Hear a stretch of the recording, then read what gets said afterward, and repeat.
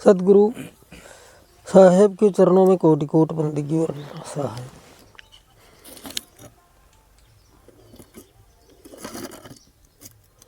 गुरु गुरु में भेद है, गुरु गुरु में भाव, सोही गुरु नित बंदिए शब्द बतावे दाव। यानी गुरु में, सब गुरु में भेद है। कोई गुरु कहाँ तक का पहुँचाता है, कोई गुरु कहाँ तक का पहुँचाता है, स्टेज है। और जिसने जितना जाना, जितना समझा, वहाँ तक वो बताएगा। 8वीं तक का मास्टर 8वीं को पढ़ाएगा, 5वीं तक का मास्टर 5वीं को पढ़ाएगा, MA का मास्टर इसी प्रकार से भक्ति मार्ग में सरगुण भक्ति वाला गुरु सरगुण भक्ति बताएगा, निर्गुण भक्ति वाला निर्गुण भक्ति बताएगा, और सरगुण निर्गुण दोनों से परे की भक्ति वाला उस स्टेज वाला बताएगा। अब मुक्ति मार्ग में सिद्धि भटकाव का रास्ता है, इसलिए साहब ने सिद्धि के लिए, प्राप्त करने के लिए हमेशा मना करिए कि जंतर मंतर और सिद्धि अगर तुम्हें करना है तो फिर मुक्ति बहुत दूर है। परम सिद्धि परमात्मा है, बस वहाँ एक साधना है। एक साधे सब सदे और सब साधे सब जाए। हमारा सुरती एक में लगाएंगे, ज़्यादा ताकत, जिस प्रकार से सूर्य की पावर आता है और उन किरणों को एक कांच के द्वारा एकाग्र करके हम किसी पर फोकस डालते हैं तो आग जल जाती है उससे। इसी प्रकार से हमारी सुरती को हम बिल्कुल एकाकार करके उस परमात्मा के चरणों में लगाएंगे तो हमारी साधना तीव्र बढ़ेगी, परमात्मा की तरफ हम बहुत गति से अग्रसर होंगे। आजकल क्या करते हैं, मैं सभी देवी देवताओं का सम्मान करना चाहिए, अपमान किसी का नहीं करना चाहिए, लेकिन जिस प्रकार से एक पौधे में हम पानी डालते हैं तो पूरे पौधे में जाता है, इसी प्रकार परमात्मा एक वृक्ष की भांति है। और उसी को जो हम जब हमारी श्रद्धा अर्पण करते हैं तो स्वतः वो सब में चल जाती है। परम पूज्य प्रेम नारायण जी गंडा, जो आज से सैकड़ों वर्ष पहले हुए, उनने परमात्मा सदगुरु कबीर साहब का साक्षात्कार किया। उनकी एक अनुभव वाणी है। उनने ये सत्संग के माध्यम से एक पुस्तक शब्द सुरत योग तैयार की है, जिसमें कुछ अंश दिए हैं। दीपक 12 नाम का मैल हुआ उजियार, यानी उस नाम का दीपक जलाया और महल हुआ उजियार। फरमाते हैं संतों ने मुझे नाम का दीपक दिया, ज्यों ही उस नाम की ध्वनि को पकड़ अंतर्मुख गया तो जहाँ अंधेरा था वहाँ उजियारा हो गया। तो जब उस नाम को हम पकड़ते हैं, उस नाम का स्मरण करते हैं तो ऑटोमेटिक उजियारा होता है। ये संतों का अनुभव, संतों की वाणी है।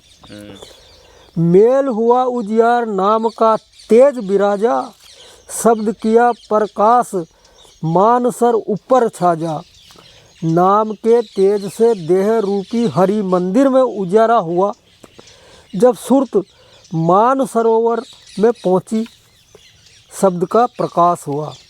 दसों दिशा भई शुद्ध बुद्ध, भई निर्मल सांची। यानी फिर क्या हुआ, दसों दिशा शुद्ध हो गई और बुद्धि बढ़ गई। भई निर्मल यानी काया निर्मल हो गई। और छूटी कुमति की गांठ, यानी जो कुमति है बुरी मति, उसकी गांठ, और सुमति प्रकट हुई नाची। तो कुमति की गांठ छूट गई, मन इंद्रियों के बस पड़ा, कुमति की ओर झुकाता अब आगे निकल गए। यानी मन जो इंद्रियों के घाट पे पड़ा था, अब वो इंद्रियों के घाट से ऊपर उठा नाम के ताकत से। होत 36 राग दाग तिरगुण का टूटा। होत 36 राग, अंतर में जो है एक रागनी प्रकट हो जाती है। और त्रिगुण, जो 3 गुण की जो माया है, जिसे गीता में भी श्री कृष्ण ने कहा ब्रह्मा विष्णु महेश रजोगुण तमोगुण सतोगुण, ये त्रिगुणी माया, ये अपने आप ये नष्ट हो जाती है। पूर्ण प्रगटे भाग कर्म को कलसा फूटा, यानी जो कर्म जो हमने तैयार किए थे उनका कलसा यानी उसका भांडा फूट गया, खत्म हो गया। नाम की ताकत से, नाम की ताकत से, नाम के सुमरन हाँ। से। पलटू अंधियारी मिट गई, यानी पलटू दास जी का अनुभव है। पलटू अंधियारी मिट गई, बाती दीनी तार, और दीपक बारा नाम का मैल हुआ उजियार। कहते हैं शब्द के 3600 राग अंतर में सुनाई देने लगे, अनेक जन्मों के कर्म नाम के प्रताप से जल के नष्ट हो गए। तो नाम का प्रताप इतना तेज है, और जब तक नाम प्रकट नहीं होगा उस नाम को, अनामी नाम को हम सच्चे गुरु की शरण में जाते हैं और सच्चे गुरु की दया से प्रकट होता है, वैसे नहीं हो सकता। साधक तो सिर्फ सुमरन करे, सुमरन करो। अच्छा, सतगुरु कबीर साहब ने भी फरमाया, जब ही नाम हृदय धरा भया पाप का नाश। जब वो नाम तुम्हारे हृदय में बस जाता है, जिस भी साधक के हृदय में बस जाता है वो अखे नाम, उस परम पुरुष का नाम, फिर क्या होता है, मानो चिनगी घास में पड़ी पुरानी घास, मानो चिनगी आग की पड़ी पुरानी घास, यानी जैसे आग की चिनगारी पुरानी घास में पड़ते ही वो कचरा जल जाता है, इसी प्रकार से जन्म जन्मांतर के कर्म जल के भस्म हो जाते हैं। जीव के द्वारा जो हुए हैं।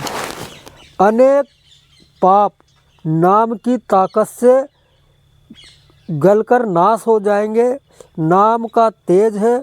पलटू साहब एक और शब्द में क्या फरमाते हैं, गगन भया मन भोर, महल 8वें पर बेटा, जहाँ उठे सोहंगम शब्द, शब्द के भीतर पेटा, छूट गया तन ग्रह नेह उन्हीं से लागी, यानी ये गृहस्थी से इनसे सब ने छूट गया उसका, अब लगन किससे लगी, नेह का मतलब नेह उन्हीं से लागी, यानी लगन लगी। और 10वां द्वार फोड़ जोत बाहर को जागी, पलटू धारा तेज की मैलन हो गया भोर, और बांसी बाजी गगन में गगन भया मन भोर, यानी फिर वो एक प्रकार से मगन हो जाता है, फिर उसे कुछ नहीं दिखता, एक ही धुन में मस्त हो जाता है, अपने उसमें मस्त रहता है। तो ये अनुभव है संतों का, इसको भी इसके माध्यम से जो है बताया है। ये एक साखी है कि संतों का, जितने भी जो भी संत हुए उनका अनुभव भी यही है, उस नाम की ऐसी ताकत है जिसको नाम सतगुरु के दया से प्राप्त हो जाता है, फिर उसे कुछ सिर्फ उस नाम की धुन सुनने के अलावा कुछ करने की आवश्यकता नहीं। जिसे सार नाम का है, सत्य नाम का है, निज नाम का है, उस निज नाम को खोजने के लिए, क्योंकि वो कहीं बाहर तो है नहीं है। अब कोई की तीरथ में, व्रत में, बड़ूढ़िया में अगर इसमें खोजते हैं तो नहीं मिलेगा। वो निज नाम यानी वो निज स्वरूप है, जिससे उस निज स्वरूप से ये काया जो है सारा संचालन उसी के द्वारा हो रहा है। तो साधक को अपने आप की खोज करना और आपा को खो देना, मैं, मेरा, तेरा, इसको परख के, इस पूरी प्रकृति को परख के अपने आप को समझ लेना, यही नाम की ताकत है। और वो उस नाम का सुमरन करते हुए रहना चाहिए, जब भी समय मिले, जब भी टाइम मिले, उसकी कोई समय की सीमा पाबंदी नहीं है कि 4 बजे उठना, 1 बजे उठना, 2 बजे उठना, 3 बजे उठना। ये अगर कोई गृहस्थी है उसे जब भी समय मिले वो तब भी नाम का सुमरन कर सकता है, क्योंकि नाम की कमाई आठों पहर कहीं नहीं जाती है, वो तो जब भी करेगा तभी वो तो अखंड नाम है। तो जो है सुमरन सबसे पहले साधक को पहली स्टेज से बता रहा हूँ, श्वासा की सुमरनी करना चाहिए। श्वासा की कर सुमरनी, कर अजपा को जाप, परम तत्व को ध्यान धर तो सोहम आपो, यानी परम तत्व, वो परमात्मा जो नितत्व है, उसका तो धरो ध्यान। और इस श्वास को पे नियंत्रण करो, स्थिर, इस जब तक स्थिर ज्ञान नहीं, यानी स्थिर ज्ञान है कि इस श्वास को भी स्थिर करना है। और जब श्वास ये स्थिर होते होते ये श्वासा निश्वासा में परिवर्तित होगी। तो पहली स्टेज है कबीर मत से यानी संत सिद्धांत में श्वासा का सुमरन पहली स्टेज है। मैं दूसरे और जितने भी जो योग है और जो साधना में उसकी बात नहीं कर रहा, सिर्फ कबीर साहब ने जो संत मत रखा है उसमें सबसे पहले श्वासा की साधना करना है, श्वासा पे नियंत्रण करना है। और वो श्वासा की सुमरन अजपा में पलट जाएगी। और अजपा की जो है जाप अजपा और वो अनहद में चली जाएगी। अनहद जो हमारे काया में जो अनहद का जो गुंजार हो रहा वो सुनने में आने लग जाएगा। उसी पर नहीं अटकना है, लक्ष्य तो उस चौथे खंड का रखना है, उस परम सत्य पुरुष का रखना है। वो सुरती आगे जब शब्द में विलीन होगी, शब्द उस सुरती को खींच करके जैसे चुम्बक लोहे को खींचती है, इसी प्रकार वो चुम्बक शब्द रूपी चुम्बक उस सुरत को खींच लेगा। अब सबसे बढ़िया समय का प्रश्न आता है कि सुबह 4 बजे उठे, 5 बजे उठे। वैसे संतों के लिए है, जो संत जिनके कोई काम नहीं है, परमात्मा ही प्राप्ति है, उसके लिए तो 1 बजे रात्रि को उठना चाहिए, जब सारी प्रकृति शांत हो जाती है। और जिसके ऊपर दया होती है वो परमात्मा उसे 1 बजे उसकी नींद भी गायब कर देते और वो उस साधना में बैठता। उस टाइम का अलौकिक विषय होता है और अनुभव होता है। सिर्फ सुषुम्ना चलना चाहिए और सुषुम्ना में ही जो है वो स्थिति बनती है।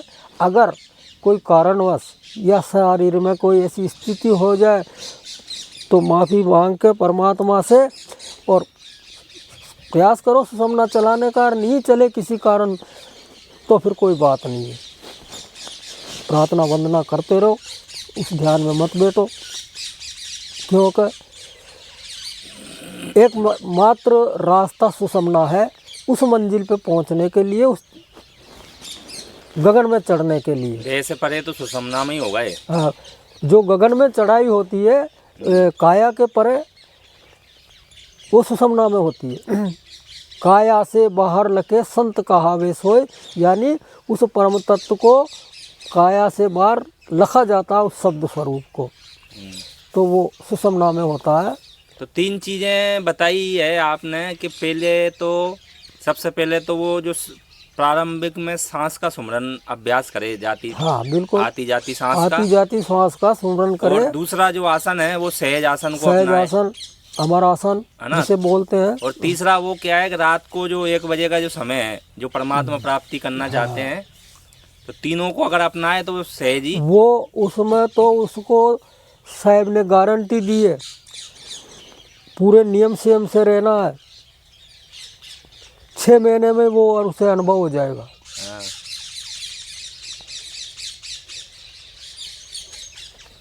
उसकी साधना। लेकिन वो पूरे नियम से विषय वासनाओं पे, मोह माया पे, वैसे वो जब सुमरन करता है तो ये नॉर्मल होती चल जाती है स्वतः ही, जब वो अंदर का सुमरन जो होता है।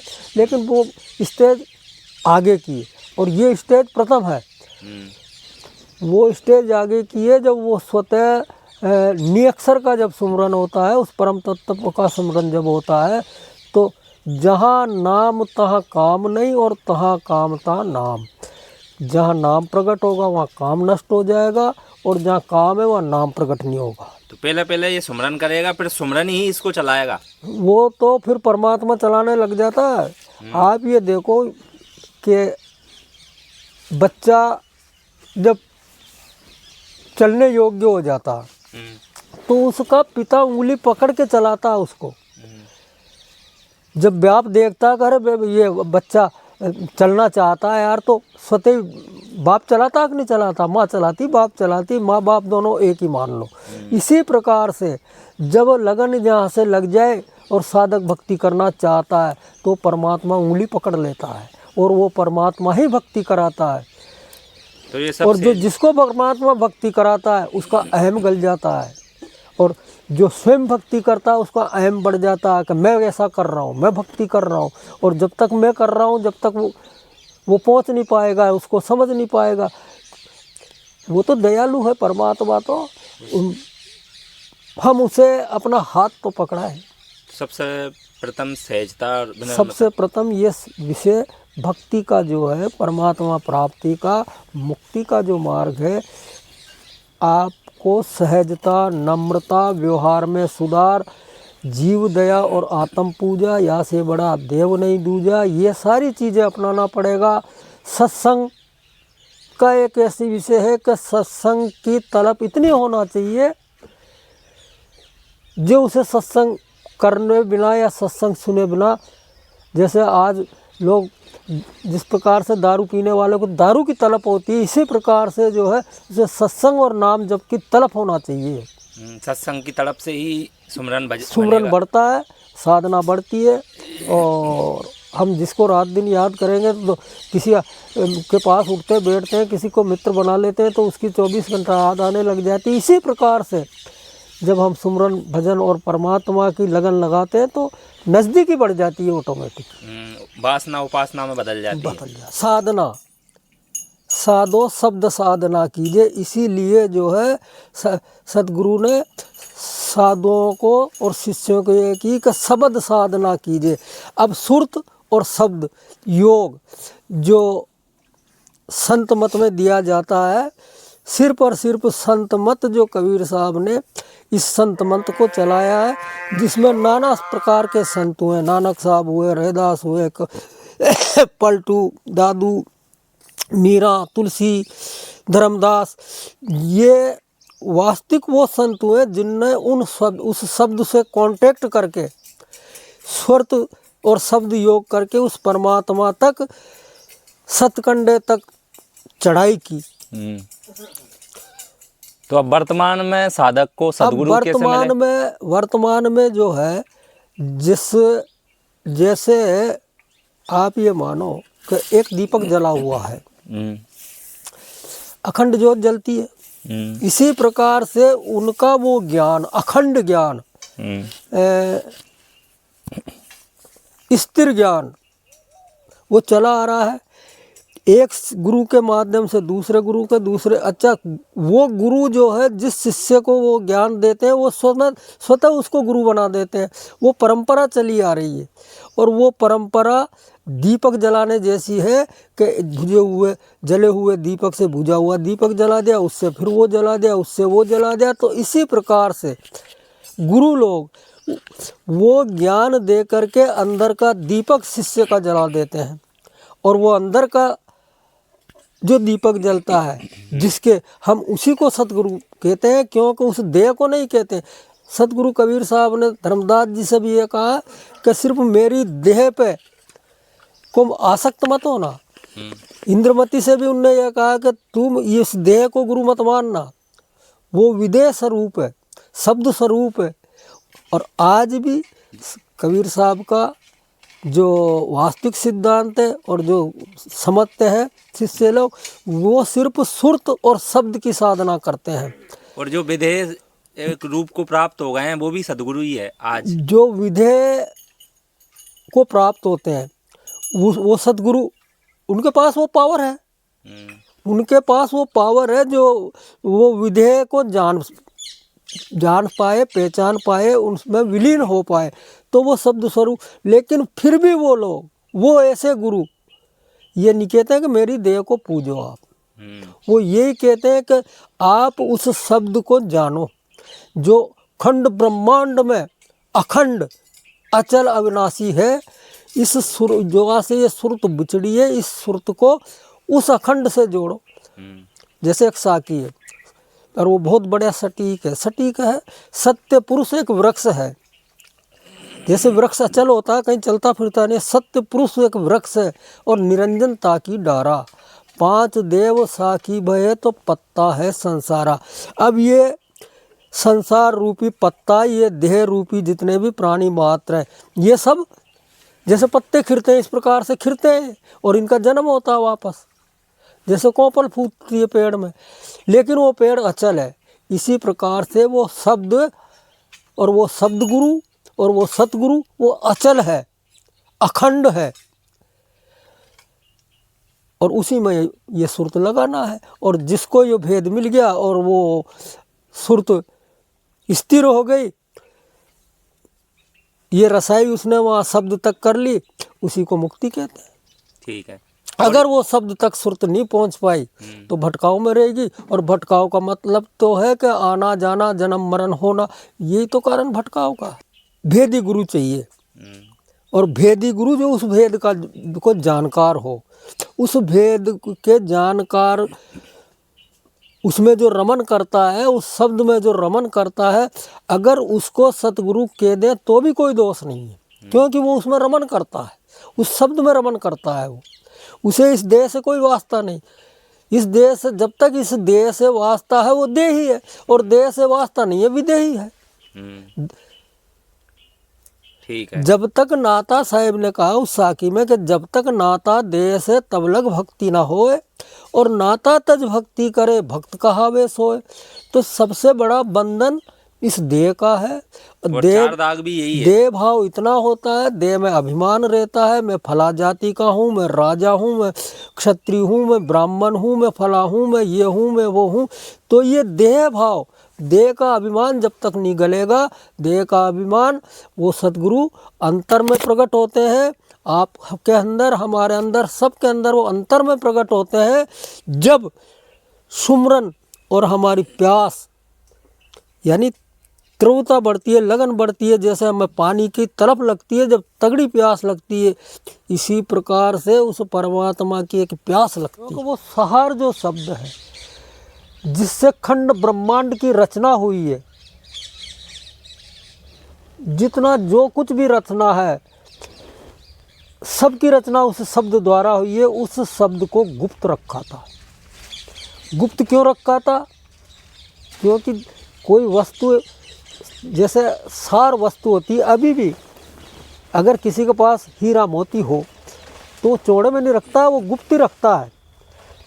हर इंसान के पास अगर कोई कीमती, अति कीमती वस्तु है तो गुप्त रखता है। अगर किसी के पास नोट 1000 का भी है तो गुप्त रखेगा, चौड़े में नहीं रखेगा। वो बहुत गुप्त वस्तु है, जिससे संपूर्ण सृष्टि की रचना हुई, और उसी शब्द से जीव मुक्त होता। तो कितना गूढ़तम विषय है, उसे गुप्त रखना अति आवश्यक है। अब अगर उसको अनजान व्यक्ति को दे दे तो वो क्या करेगा? कदर नहीं करेगा। उसकी कदर कहाँ से करेगा? तो उसी लिए उनने गुप्त रखती है। धर्मदास तो लाख दुआई, सार शब्द बाहर नहीं जाए। बाहर का मतलब कि जो इसका भेद नहीं जाने, जो इसका जिज्ञासु नहीं हो, जो गुरुमुखी ना हो, जो गुरु की मर्यादा नहीं समझे, उस गुरु की मर्यादा के बाहर मत देना इसको। उसी को देना जो गुरु की मर्यादा समझे, गुरु को समझे। अब आज संसार में अनेक गुरु हैं, गुरु की मर्यादा नहीं जानते। कितने तो गुरु नहीं करते हैं, शास्त्र में या मोबाइल में देख लिया, भक्ति करने लग जाते हैं। तो गुरु एक बहुत बड़ी ताकत है।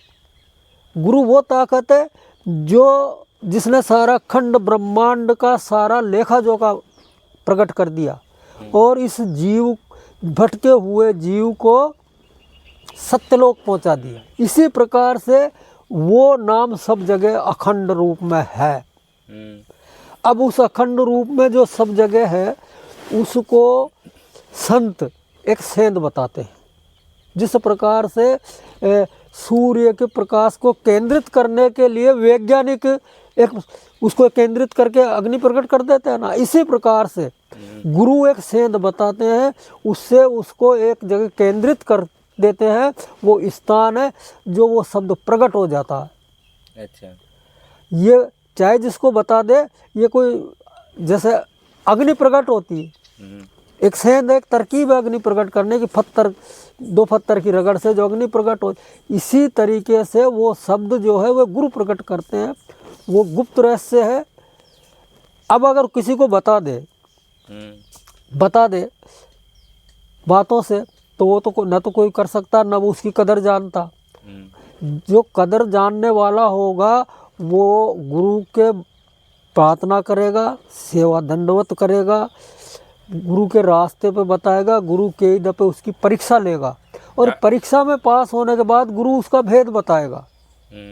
अब आज तो क्या है कि हर आदमी, जैसे एक कंगाल को झट वो सोचता है कि मैं तो करोड़पति बन जाऊं, और ये तो करोड़पति से भी ज़्यादा कीमती है कि नाम के सिर के साटे नाम मिले तो भी सस्ता जान, यानी उस नाम की इतनी बड़ी कीमत है कि इसी सिर को काट के दे दे तब भी वो सस्ता है, जिसके लिए संतों ने ये कहा। अब उस नाम को हर कोई ये कह दे कि वो तो कैसा है, क्या है बताओ, तो ये बहुत गूढ़तम विषय है। और गुरु इसको कई गुरुओं ने, साधक की स्थिति नहीं, कई गुरुओं ने, उदाहरण के तौर पे कई गुरु जैसे बुद्ध भी हुए और भी हुए, उनने जो अनुभवी और शील सेन रेनी गैनी एक व्यवहार देख करके उस वस्तु को किसी एक को ही देते हैं वो।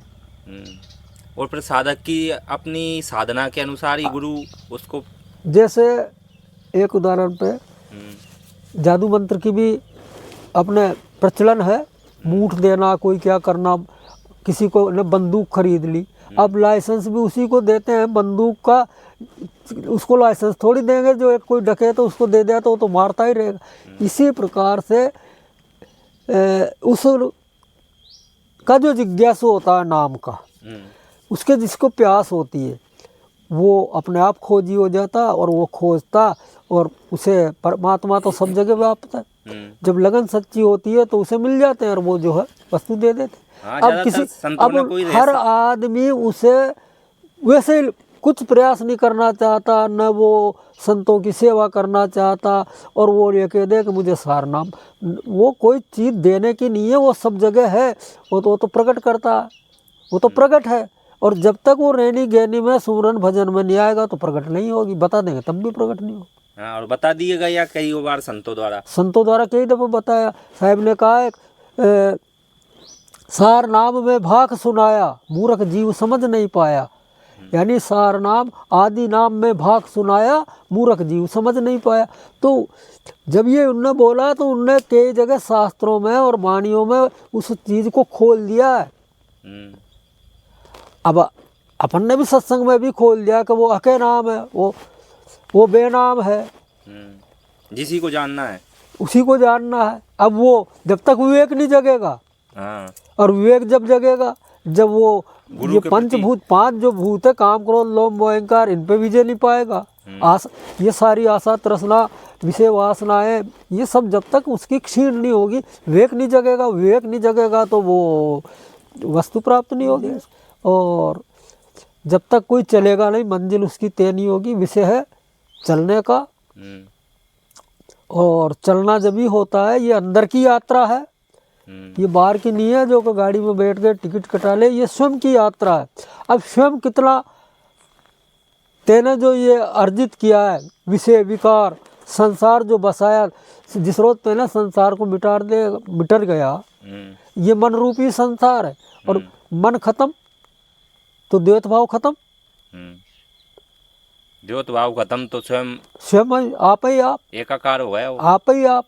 अब ये तेने पूछ लिया, किसी ने प्रश्न पूछ लिया, मैंने बता दिया, लेकिन ये विषय तो स्वयं का करने का और चलने का है। और ये मंजिल 1-2 रोज की है नहीं, साल 2 साल की है नहीं, सने सने, ये तो परमात्मा की ही दया है, और वही उस मंजिल पे चला सकते हैं, प्राणी मात्र की कोई ताकत नहीं। ठीक है साहेब बंदगी सत्तर।